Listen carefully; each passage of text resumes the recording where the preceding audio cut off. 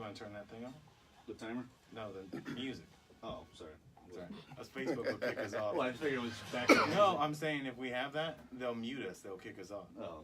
So, all right, I'm ready. All right, you ready? 3, 2, 1. Welcome to Prime Properties, Columbus, Ohio's biggest real estate show, and we're just making that claim out of nowhere. I'm here with Lou Willard, my good friend. Lou, how are you? I'm doing great. How you doing today? Lou, cheap plug time. Tell people who you're with and how they can get a hold of you. Well, one of the companies I'm with is Home Service Plan of Ohio, HSP Home Warranty. The office number there is 614-626-3984. My other company is Premier Property Inspections, 614-638-2435. So anything you need home inspection-wise or home warranty-wise, just give us a call. We can help you out. It's amazing you did that without your assistant. Because you said she handles your social media stuff. I thought she'd have to come in and tell that information. I didn't drop any Twitter handles, any websites. I noticed that. Just we can go with the basics just right now. follow me wherever you follow me. There you go. I'm excited to talk about this topic because I talk about this anyway. But two Grove City boys get to talk about the explosion in the real estate market in Grove City. Yeah. And again, we always talk about when we were young fellas, but the growth has been exponential in that area, and you've seen it from just being a person that lived there, was a resident, to now you're doing home inspections there. Talk a little bit about what you've seen in let's just say the past 5 to 10 years. What was ironic is when you gave us the topics for the show, and I happened to be in a meeting this morning where one of the zoning directors spoke for about 15 minutes. So she gave out some really good topics, and Grove City is growing even more than people think so, because they think Grove City, now when we were younger and in school, Grove City was essentially the 62 area, right at Urban Crest, which is where I grew up at, and Beulah Park. Right. That was Grove City. Out there where it's blowing up now, 665 or what's that, London Groveport Road, technically, was nothing but fields. There was the one gas station on the corner of 665 and 71. I used to give a girl rides to the school where the Target is now, and when we drive by, I try to tell my daughter where there were farms right there. Nothing but farms in the old little farmer's market store. Right. I mean, you were legitimately in the country when you went that far. Now that side of it is Grove City. The other side of it is still Grove City, but they kind of want to neglect it a little bit, you know. But so I had thought until today, the Beulah Park project is coming. Right. And it is going to be a huge project because they tore the racetrack down. It's only like 900 residential homes, some commercial space, and assisted living space. They're adding a few streets in. They'll have 2 hospitals down there now. So they built that huge condominium complex, which I remember when that was going in, I thought, who's going to live there? It was sold out before, it was fully occupied before it was done. Yep. This is a number that struck me, is that since 2000, so this is 2019, so if this is running in 2020 as a rerun, scrap it. But Grove City has grown 42.3% since 2000. That is an insane statistic for a former sleepy town, right? They used to call it Grove Tucky. Yeah. So, the addition of the other high school, also found out today they're building another elementary school. And this is going to take place east of 104 but south of Boer. See, technically that land is not Grove City right now, according to them. So they're annexing, because as she was speaking, I'm taking notes and wondering, where are you going to put it? Right. Well, they're annexing the land. That's what you're the best at, is your first question is, where are you going to put that thing? Where are you going to put it? Because you can go up, but once you get past 6 or 7 floors, the building process gets very, very expensive, especially if you're talking residential stuff, because then you're going to have to push that cost off onto the consumer. They're going to sit vacant. So it's like you got to go wider.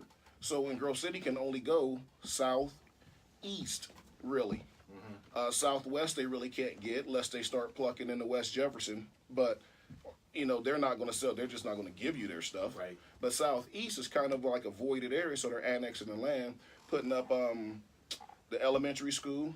Bob Webb is one of the most, well-respected builders in the city, and justifiably so, makes an amazing home. He's putting a house. They have what's called the Projects at Pinnacle or something like that. Yeah. And we touched on that very briefly, I think, last week, but we kind of got off on a tangent somewhere else. But yes, the Villages at Pinnacle. Bob Webb is putting up 44 homes. Those things will sell. They'll sell before he's done. Right. So the car dealership, the one on 665, is adding the truck division. So there's just more and more stuff going up, and they're annexing the land and pushing it out further and further. So that's one reason why Grove City is now the second largest suburb in the city, because they have room to grow. A lot of suburbs don't have any room to grow. They're People landlocked. won't believe that unless you do the research and look at this. Because if Yeah. somebody told me that, I would have thought the areas that are exploding would be Powell, Delaware, Westerville, New Albany, because there is building going on up there. But what we're not seeing is how many people have kind of flocked to Grove City. I think because what Grove City would sell itself on is its community, togetherness, and you don't really hear a lot of bad things out in Grove City. It's still looked at as a sleepy town, even though it's growing so much. But there is that community feel to it. Like once you're there, you're a Grove City person. Yeah. We used to kind of defend it, like you had to defend that. Well, you had to defend it. Yeah, but they were talking about you. They were not giving you a compliment. It wasn't a pat on the back. It was, oh, you're from Grove City. Yeah. But it's totally different. I've got a question for you. The fact that you're seeing a lot of small shops, and I don't mean just the chain Chipotle's and O'Charlie's. Yeah. You're seeing a lot of growth there. What's more important for residential people? Is it the community, the school system, or is it access to food and service? Yeah, there's two parts to that question, really. If you go with the school system part, Southwestern City Schools at one time was, I believe, the 5th largest district in the state. I mean, you have Columbus, Cleveland, Cincinnati. Southwestern was like 5 or 6. So now, and you'll even hear the real estate agents talk about it. Okay, it's in Grove City, but is it Grove City schools or is it one of the other high schools? So really, they're wanting Grove City to form their own district. Mm-hmm. Well, Grove City's not willing to do it. Well, weren't, I'm not sure where they are now, willing to do that, because when they were struggling, Southwestern took them in. Right. So now that they're the big area that's thriving, they don't want to bail on the other half of the district, other 3/4 of the district. So people are being cautious about where they move because they want their kids to go to Grove City. Nothing against, I'm not speaking ill of the other 3 high schools. Well, I mean, my family went to them. Central Crossing is a great high school just on the other side of Grove City. But they're really asking this question. The question came up this morning: where is all this big development at Beulah Park? Where are they going to go to high school at? I thought it was kind of a naive question, since Beulah Park, you can hit a golf ball and hit Central Crossing High School from it. But it is an odd question, or it's a relevant question, because if you build that Beulah Park area up, you're in the middle of both. You're right in the smack dab in the middle. You can go to Grove City, which is really about 12 blocks away, or the other one is 6 blocks away. But you're going to have a tremendous traffic jam in the morning going either way, because the city's not really built for that. But they're adding on 4 roads. Well, that'll be great, because we can barely get around in Grove City. Yeah, so they're adding 4 roads, but no additional access to the freeway. Shh, no problem. No problem. The state bird in Grove City is the Orange Barrel, so we can't go anywhere anyway. Yeah, what they need to do is put a on and off ramp at Hoover in 71, but the ODOT rules won't permit that, so it's not going to happen. I mean, unless they change something, but they've been told no a few times on that already. So as you're building all this stuff, and it's all taking place at Boer and 104 and 665, it's all taking place out there. They got a couple more auto body shops coming in. There's Popeye's Chicken, KFC, a couple other smaller restaurant type stuff going in up there. Again, it was all country. We're just talking 20 years ago. You know why Stringtown Road is such a big deal if you go back 20, 30 years? Do you know why Grove City was a big deal? It was the test market for Wendy's, McDonald's. If you were a fast food or restaurant chain, they would bring it here to see if it would be successful. Yeah. And so you look at it, and that's why so many restaurants exist. They don't go out of business. People eat down in Grove City. Yeah. But as you kind of branch out, you say, well, why don't they have these things in these other, Reynolds Burger, Gahanna, or whatever? It's because this is where they know people are going to eat. Yeah. But you didn't get people that were coming from, let's say, Bexley to come to Grove City to eat. It was everybody in Grove City every Friday night. You're going to go to the restaurant, you're going to be stuck. That's what I see the population growth is coming, is that everything you want is there. Movie theater, places to eat, gyms, whatever you want. They've even bought in the craft beer breweries, Aaron. So you even have those in now. You have you still have the mom and pop shops that are thriving, which are good, because once you get in, Grove City is still, the locals love Grove City. And once you're in there, you're in there. You just got to break in there. Right. You know what I'm saying? And everybody understands what I'm saying. But once they accept you, you are good to go. Oh yeah, I mean, it's home base for a Yeah, long, it's long home time. base for a long time. But so when we're looking at the explosion of growth, again, 42.3% since 2000, that's also affected the value of the homes. They've gone up and up and up. Oh yeah. And we've talked about this. I think when Brian Jordan was on, Uh-huh. we talked about those. The $150,000 and under homes are very hard to find. The inventory is so slim because if you do want your kids to go to Grove City High School, that's your, let's say, your entry level or starter home, right? If you've got young kids or planning on it, that's how you're getting in. Yeah. But the bulk of the homes there are 180 to 190. It's Oh, not. yeah. It's not the podunk community that people outside the New Albany's and Westerville might think it is. You think that's a boon to that community, right? If your housing prices It are high, absolutely is. I mean, and the thing that still scares them about the district, the average median home sale on a house now is $195,000 anyway, which ranks very well nationally. That's in Columbus, including the suburbs. Right. What scares them again is the school report cards from half of the district are so different than the other half. People are cautious about where their kids are going to go to elementary, middle, and you can't be right on the line, right? Because they will redistrict it in a heartbeat as they keep building. They don't have a choice, so you got to get in the line. That's why I can't possibly see the Beulah project being anywhere other than Central Crossing, because you can almost stand on the lot and look at it. Right. And Grove City is still like 2.5, 3 miles away from Beulah, but when you can see a high school, I want to see if they change that district, how far out west are they going to go, and when's the 5th high school for the district coming? Because you have Westland, Franklin Heights, Central Crossing, and Grove City. And then you have Bishop Reedy, which if you go to Bishop Reedy, you're paying like college tuition prices to go there. Yes. But that is to avoid my next question for you is the overpopulation issue, right? There's a certain And the point tax levy issue. Right, but let's just address, if you got kids going to school, where's the point where it's too many people, right? So Pickerington has multiple high schools, Dublin, because as these explode, you got to build more. I don't think anybody solved it. They just keep building schools. Olentangy just built, what, a 4th one? Yeah. Called Berlin?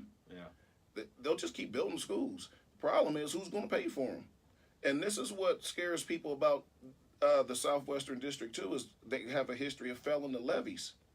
Other districts don't. They just keep packing it on. The districts we're talking about just keep piling it on. But let's go back to that because I can remember Buck Reinhardt speaking at my graduation in 1994. And his whole purpose was to, he was the commencement speaker, and his whole thing was about passing the levy. And he's getting booed by our parents, our grandparents. Awesome, though. Oh, it was amazing. Like, it was That's the cool, awesome. because I'm just sitting out there going, this is the greatest graduation we could ever had. But it was because in Grove City, I can't remember a time my entire life up to 20 years old where they passed levies. I don't know where that's at now. But again, nobody wants to pay more taxes. They don't want another thing added on what they've got to do. But you do agree, at some point you have to open that up if you want to improve where you live. Yes, and especially if Grove City wants to be where we all hope it get, because that's where we're from. Right. They're going to have to expand and open their minds up a little bit. And I'm talking about the residents who've been there forever, like we were, and I don't live there now, I live downtown, but Snob. yeah, that's what they say. Everybody got to be something. I'm just trying to fill in that population too. I know your wife thinks it. It's fine. Yeah, but the zoning committee and everything, they're like, bring us the stuff. We love to pass it to build it, but everybody's got to you got to welcome it in. You got to get these corporations to want to come this way. Right. And the ones that are coming right now, if you build down their new construction, it's a 15-year tax abatement. So, if you know somebody in a new construction looking at putting up brick and mortar, hey, reach out to the Grove City Zoning Committee, 15-year tax abatement. Because they're still building a lot in New Albany. They're just not going to keep putting up residential homes. Right. That's the difference. Well, they've changed it differently to the condos and apartments that we've talked about because they're trying to attract the single person or the what I want to not. Well, they're getting they're getting the young executives in too. Correct. Because they're putting up the Facebooks, the Googles, the Abercrombie and Fitches. So you get the young execs that are they're single, they're in their mid-20s, and they're going to work 80 hours a week. So where they live, and they don't want to cut grass. No. And so I was talking to a guy on that committee, and he said all of our building took place where we already were. They took off the big lots. We quit building those, and we brought everybody downtown, threw up condos and apartments. He said nobody would have ever thought there would have been an apartment in New Albany. But they built it up, then they built up all the little shops to go with it. Right. And now all of them are packed. So they don't have to add anybody. They added thousands of people in a couple square mile radius because they went condos and apartments. Right. So they gave them ease of access to Yes. food and entertainment. Once they off of work, they can walk everywhere. That they don't want them leaving New Albany to come downtown Columbus to spend their dollars. Right. That's why in Dublin they put the whole thing in for 33 and 161.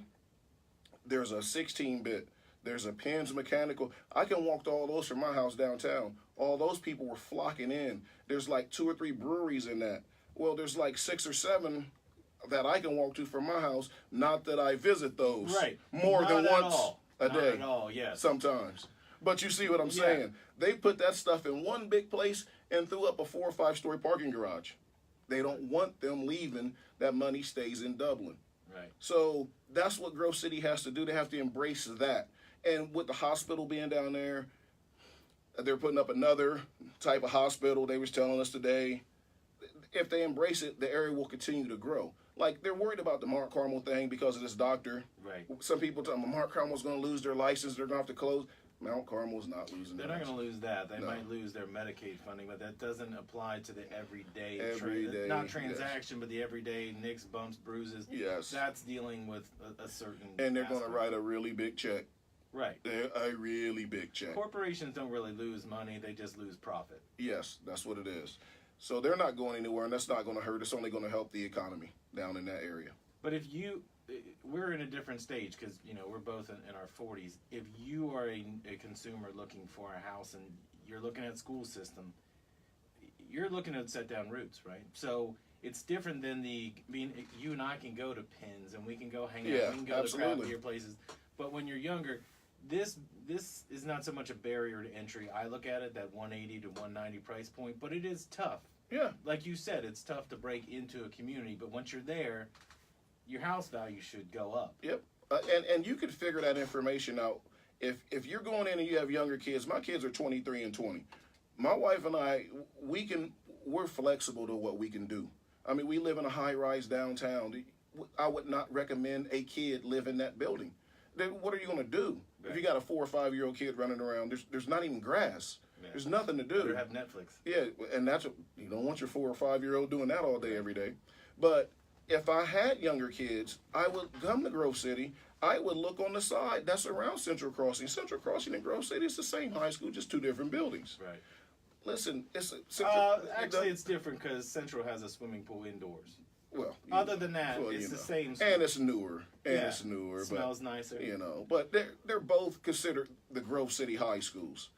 Just look at the prices. They're going to be less expensive than they are out there at 104 and Borough where they're building all this, which means your taxes are going to be lower. And then just do the research on the elementary. They have the intermediate schools now, Yeah. and then the middle school. Those intermediate schools are huge. They look like college campuses. Yes, I mean they threw up intermediate. This big school for 2 grades. Right. So they're doing all that. Just research which ones your child will go to. And people are paying their taxes, and they're paying for their house, because if they weren't, Absolutely. there'd be a lot of empty houses. The other thing is, you stated this many times, the average house sat on the market for 31 days. Yep. In Grove City, it is at 31 days. In 2013, it was 61 days. Absolutely. So it's a different economy down there. Overall, yes, but also in Grove City. I mean, things are moving. That hospital helped a ton. Can you tell people why that makes a big difference, to have something, a linchpin in your community like that? Well, you're bringing in so many more jobs, and those people at that job, there's varying degrees of income. Now the average income in the area goes up because now you're bringing in doctors. I mean, neurosurgeons. I mean, you pick a profession. You're bringing in professional employees, which means you're bringing in nurses. You're bringing in doctors. You got to bring in staff to clean the building, but you're bringing in, the median income goes up. The population goes up. And nobody wants to drive more than 10 or 15 minutes to work. So they're going to live in Grove City.